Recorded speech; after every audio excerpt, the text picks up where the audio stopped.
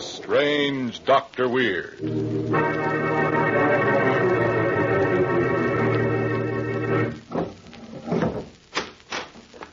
Good evening.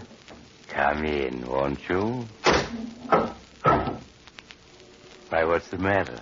You seem a bit nervous, pale and distraught. Perhaps a story would help calm your nerves. Yes, a delightful little story about a dead man who acts just as if he were alive. I know you'll like it. I call it He Woke Up Dead.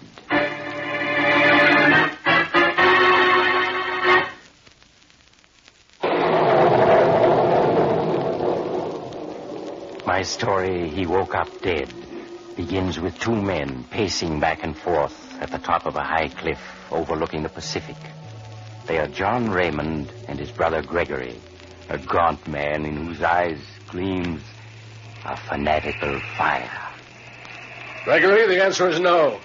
You're asking for $100,000 from the Raymond Foundation to spend on fake yogis and swamis, trying to get in touch with the dead. Well, you're not getting it. But, John, all my life I've been studying death and what is in the life beyond. And now, with just a little money, I know I can penetrate its mysteries. The Raymond Foundation would be the laughing stock of the world if it went in for such a crackpot idea. So, you think I'm a crackpot? Well, when you die, John, according to Father's will, I'll be head of the Raymond Foundation. Then you'll see I'll turn the whole foundation into a great research laboratory to study death. That will never be. I intend to have the courts change the will, so you'll never be head of the foundation, Gregory. No, you can't. You're blocking a tremendously important piece of work, but I won't let you. So, just what can you do about it? This, John. I can do this. No, Draco.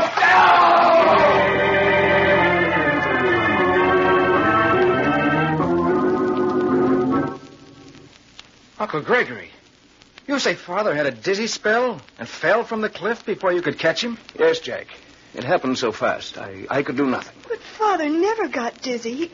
His health was perfect. The groundkeeper says he saw you push Father off the cliff. That's nonsense. I was trying to catch him, pull him back. Jack, you know Uncle Gregory wouldn't do a thing. I'm not so sure, Susan. Now listen to me, both of you. The coroner said your father died accidentally, and that closes the matter. Not with me, it doesn't. No?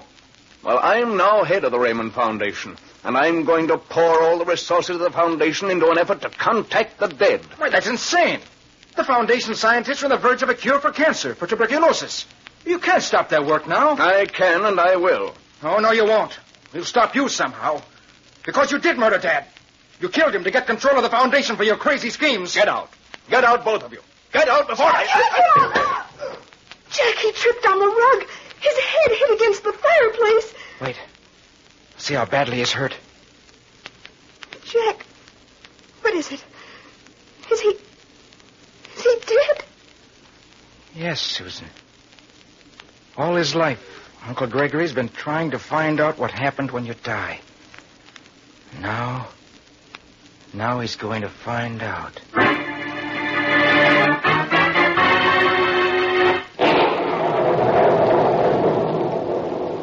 And now I'll continue my story.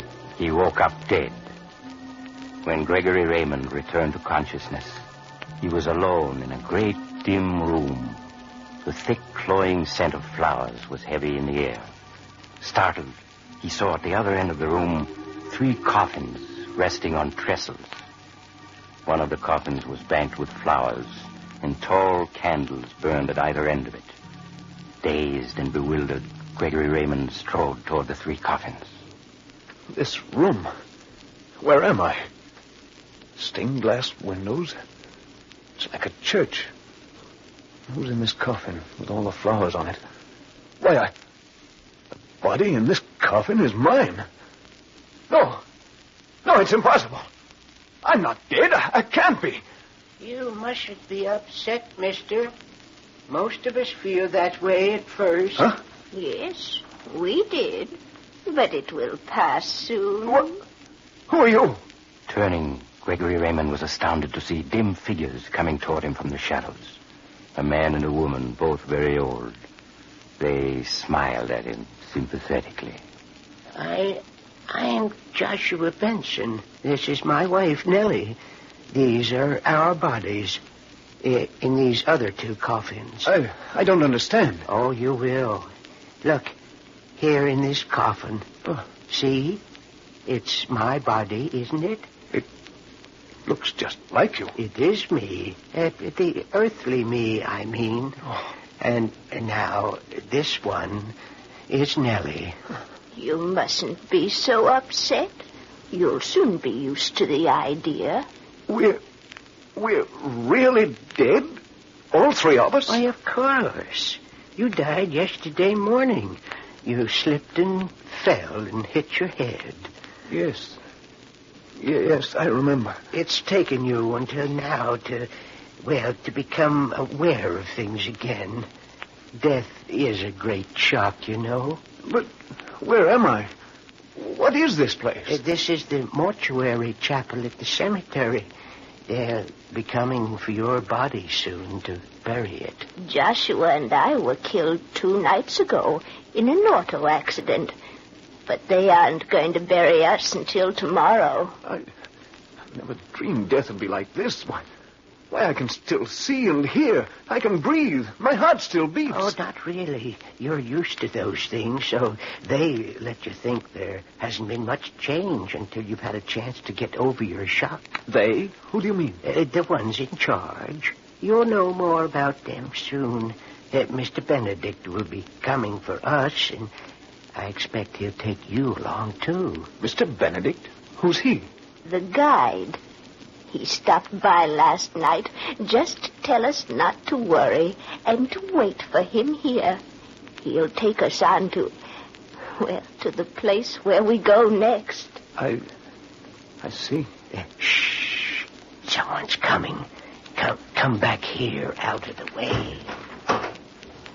4 men. And Jack and Susan. Oh, they've come to take your body away to bury it. All right, men. Take it easy now. That's it. All lift together. No, they can't bury me. I'm not dead. I can't be. Jack, Susan, listen to me. It's Gregory, your Uncle Gregory. They've gone.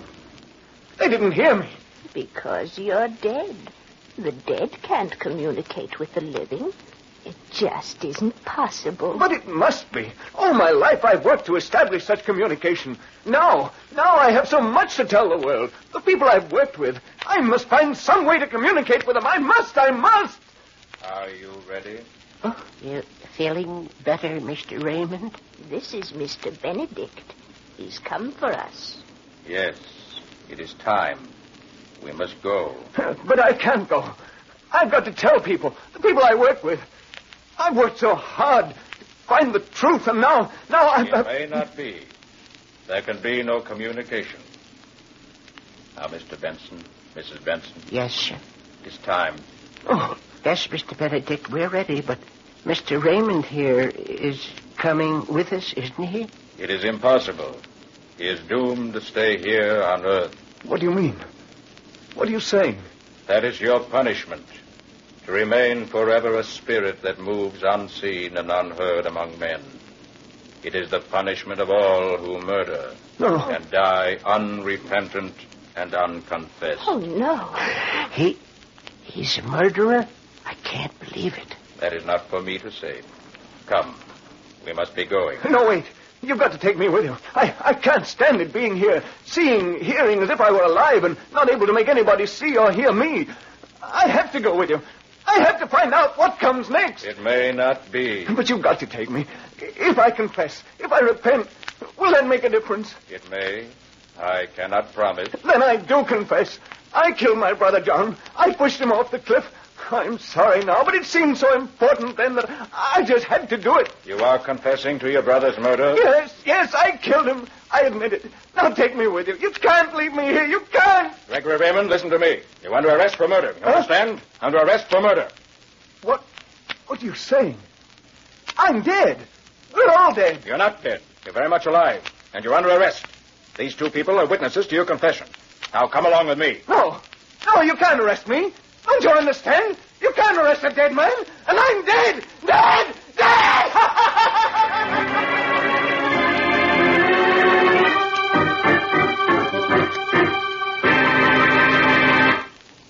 Was Gregory Raymond dead, or was he alive? Well, the doctors said he was alive. For you see, when his nephew found that the fall had only knocked Gregory unconscious, a strange scheme came to him.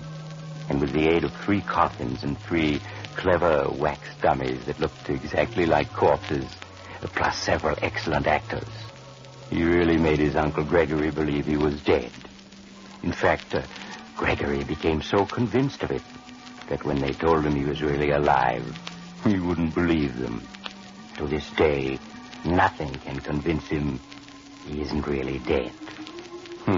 It's probably the strangest punishment a murderer ever had. Though I did know another man who would... Oh, you have to go? Perhaps you'll drop in again soon. Just look for the house on the other side of the cemetery. The house of Dr. Weird.